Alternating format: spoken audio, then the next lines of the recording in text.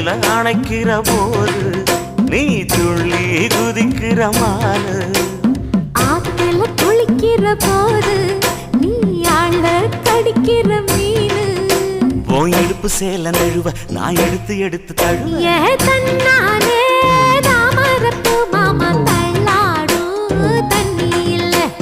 தாமர புத்திடுச்சு புள்ள தாவணி வாங்கி வர.